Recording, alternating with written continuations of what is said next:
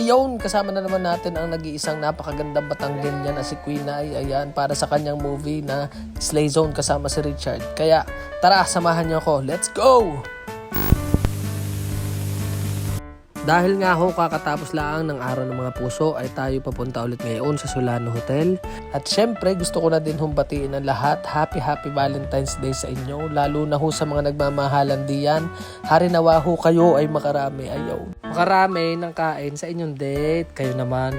Charot-charot lang yun. Sa pagkakataon nga ho palang ito ay iniabot na sa atin ang ating ticket para tayo makapasok na dito sa Cinema 4. Ayun, maraming salamat ho sa malupitang pag-assist.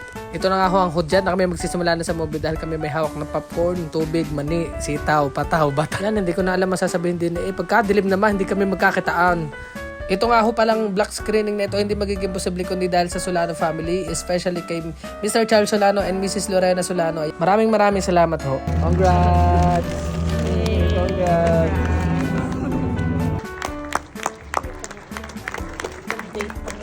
Dini nga ho pala sa puntong ito ay tapos na ang aming pinapanood sapagkat ang mga tao ay nagpalakpakan na yan. Maraming salamat. Napakaganda ng movie. Thumbs up sa atin ito.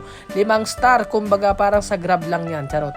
Ako na nga ho pala nagsasabi sa inyo, panoodin nyo ang movie na ito. Napakaganda talaga. Maiiyak kayo lalo na sa bandang padulo. Bawal ko nga lang ikwento pero talaga napakaganda. Dahil nga ho malalim na ang gabi tayo mag-uuwian at wala na rin naman tayo papanoorin. Maraming salamat Solano family. Ay, at kita nyo ganamang kagara. Kami may service na naman. At sa pag-akyat ko nga ho pala din ay mababalakir pa sa pag-upaw. Tunay naman. Ay siya, kami samahan ninyo sa biyahe at kami pabalik na ng Solano at kami maghahapunan muna. Maibahagi ko na nga din lamang ho sa inyo. Ako talaga ho ay lubos na nagpapasalamat sa Solano family sapagkat bihira ho ang nabibigyan ng ganitong oportunidad na mapasama sa ganitong klaseng espesyal na okasyon. Kala nyo gaho, pag kayo nag-check-in dito sa Solano, ay nako, bihira ang hindi kayo makikita ng artista dito. Sapagkat ito nga ho ay tinagurian ng celebrity hotel. Marami na din nga ho ang nagsasabi at napakarami din hong tao ang gusto makatungtong o makaapak dito sa Solano Hotel. Kaya ano pang hinihintay nyo, kayo ay mag-inquire na. Ilalagay ko na lang ho diyan sa comment box kung ano ang page ng Solano Hotel. At habang hinihintay ho namin ng pagkain, nagkwentuhan muna kami dito ni Queen Ai at Richard. At pag nakapulong mo naman nga talaga itong si Richard, talaga naman ay magno-nosebleed ng inam.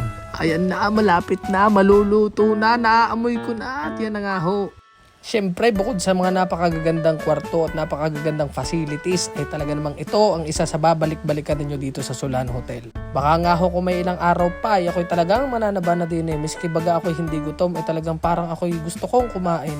At lalo ng kanilang mga crew at staff din eh, talaga namang pagkakabait lahat, hindi mo mauunahan ng pagngiti. Kita nyo naman are, pagkatapos kumain ay magwawine ka pa. Mag-comment nga ho pala kayo kung gusto nyo malibot ang Solano Hotel at ating gagawin ng vlog para kayo ay maturko sa buong Solano Hotel. At dahil nga ho kami tapos na kumain ay kami nagpulong-pulong muna din at ako nga ho pala ay nabunot. Dahil tapos na kaming kumain, dito na nagtatapos ang aking vlog. Kaya naman maraming salamat sa panonood at sana huwag kayong magsawang manood at sumuporta. Huwag nyo nga ho pala kalimutan na mag-comment dito sa aking video at i-follow ako dito sa aking account para sa mga bagong videos ko ay kayo ay updated. Kaya maraming salamat ho!